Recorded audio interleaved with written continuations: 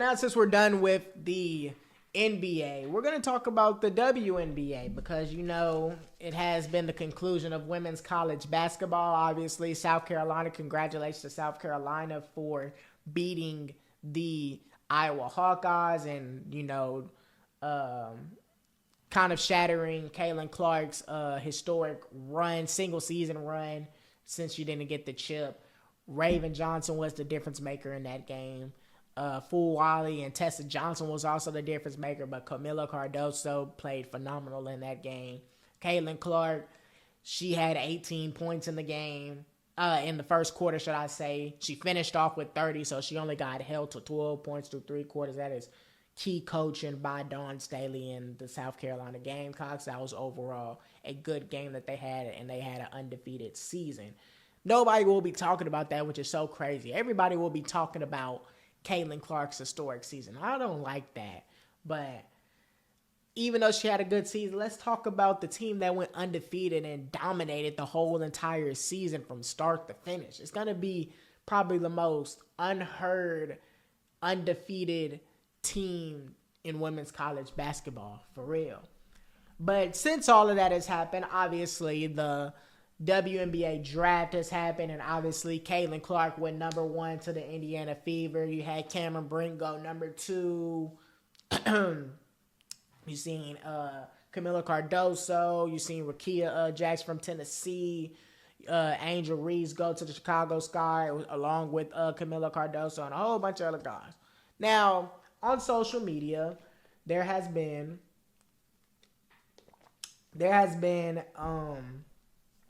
the contracts for, obviously, Caitlin Clark, Angel Reese, and, a bunch of other girls that got drafted that got leaked. Not leaked, but it got exposed, to the internet for us to see. Now, as you see with Caitlin Clark, her rookie contract, 4 years, $338 million. For 2024, she's going to be making $76,000. 2025, 78, 26, 85,000, and 2027, 97,000. And it's really kind of crazy to see this because in college she was making way more money. And you see with Angel Reese, as you see, Reese's rookie contract is going to start her off with $73,000 for the year, and then it gradually increases and expected to get to $93,000 in her 4th season. So Angel Reese is going to be making like $3,000 less than her, and it's kind of crazy to see that Caitlin Clark was making way more money in college than she was now in the NBA. Like, it's really just crazy. And one thing I will say with Caitlin Clark, really, but this whole draft class with her, Rickea Jackson, Angel Reese, Kamilla Cardoso, Cameron Brink, and all these girls, this draft class is going to be the difference maker for the future of how the WNBA is in regards to contracts. And I will say this because of simple fact, specifically Caitlin Clark. Caitlin Clark has brought so much attention to the WNBA, the women's college basketball. It has been crazy. With that being said, Caitlin Clark has to translate her game to the professionals because Caitlin Clark, her jersey gets sold out in all sizes. I don't even know when that has happened. She just signed the 8-figure deal with Nike. She has to ball. If she doesn't ball, she is going to be the difference maker between what the salaries are right now for the WNBA and them being higher. She has to ball because if she balls, you got to think Caitlin Clark plays like Steph Curry. Caitlin Clark is a women version of Steph Curry. Kids nowadays want to see somebody like a Steph Curry play. Not saying that there hasn't been no generational talents in the WNBA. There's been generational talents, Brittany Griner and all of these girls that have played in the past. But nobody like Caitlin Clark has came, and these kids now are seeing Caitlin Clark and be like, hey, that's Steph Curry. So if they see Caitlin Clark in the WNBA and they see that Caitlin Clark is doing the same exact thing that she was doing in college than the WNBA, that's already going to get the viewers. She's already getting the viewers now.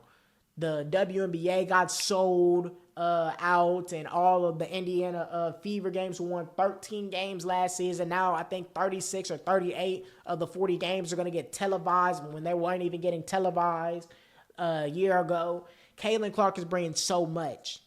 So if Caitlin Clark can translate her game to the WNBA, people are going to already watch Caitlin Clark. So if she keeps on doing her thing in the WNBA, they're going to also notice that, oh, there's actually some good teams and some good players out here in the WNBA. They're going to see Angel Reese play, and they're going to be like, oh, she's good, but there's so many other good players in the WNBA.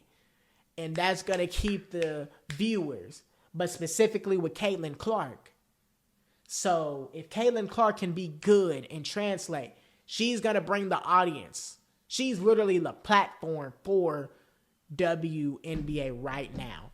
She is going to be the difference maker, whether or not the salaries for WNBA players are going to be where they are right now or if they go up. There ain't no question. And it's really her, but it's also the draft class too.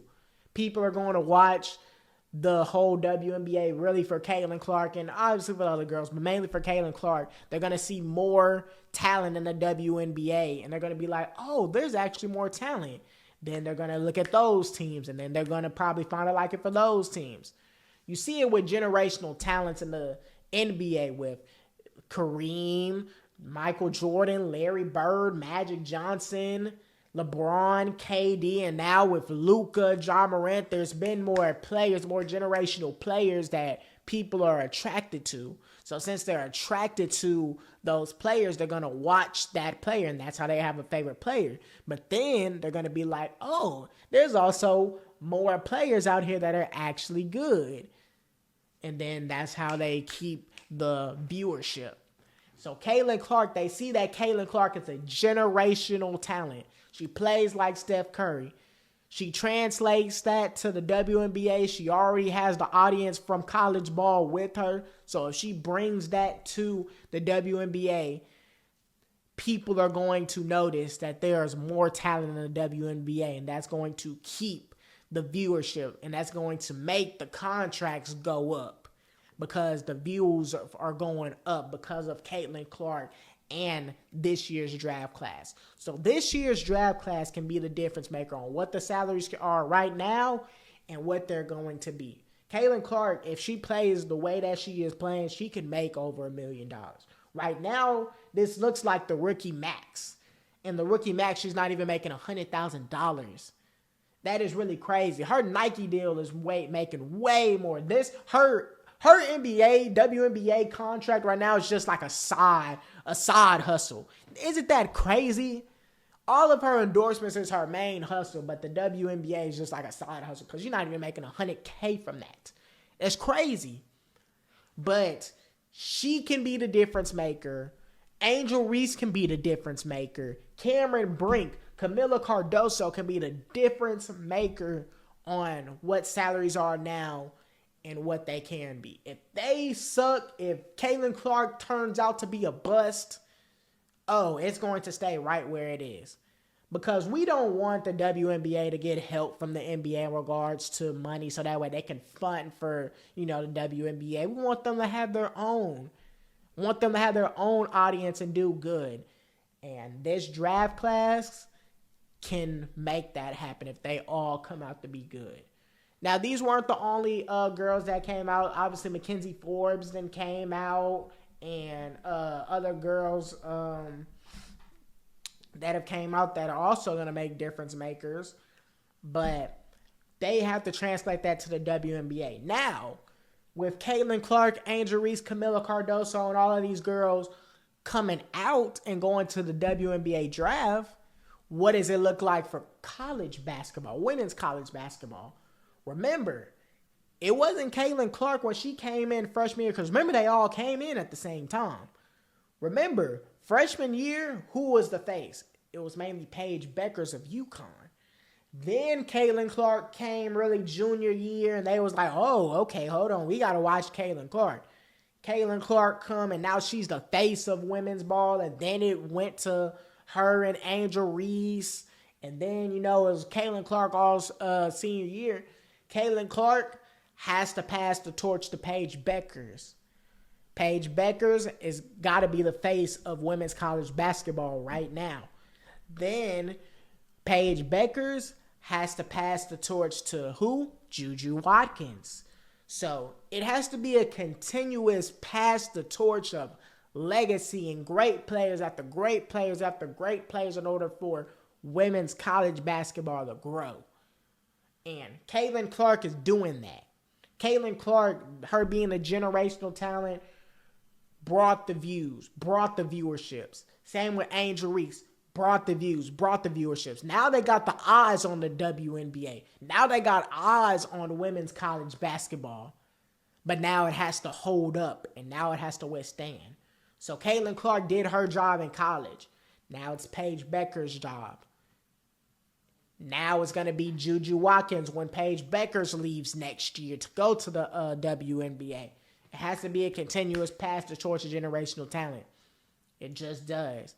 So Caitlin Clark has the most amount of pressure on her hands because if Caitlin Clark is a bust, it is going to significantly hurt the WNBA in regards to audience and viewership. Now, for the team itself that Caitlin Clark is drafted on the Indiana Fever, remember they have Aaliyah Boston on their team. Aaliyah Boston won Rookie of the Year this past season. So, Caitlin Clark, another thing too, in order for people to watch, and it's really like this with generational talents. You see it with teams all the time with generational talent. At some point in time, you got to let that generational player take over that team and let them be free. Let them play. So with Caitlin Clark and Aaliyah Boston can play together. You've seen it with Caitlin Clark at Iowa with Hannah Stokey and Gabby Marshall and Kate Martin. They run up and down the court. Caitlin Clark is going to get them girls running fast-paced, and they're going to have them run up and down the court. That's how they got their layups. That's how they got their points with Caitlin Clark. Caitlin Clark and Aaliyah Boston are great players, and they can play together. So at some point in time, though, Caitlin Clark has to have the keys to the team. Let her be the playmaker. Don't let her just be a catch and shooter, just someone that doesn't get the ball like she was getting it at Iowa. She has to be the key to the team. She just does in order for not only the team to work, but for the audience to stay. Because really more people are looking at Caitlin Clark more than anybody in this whole WNBA.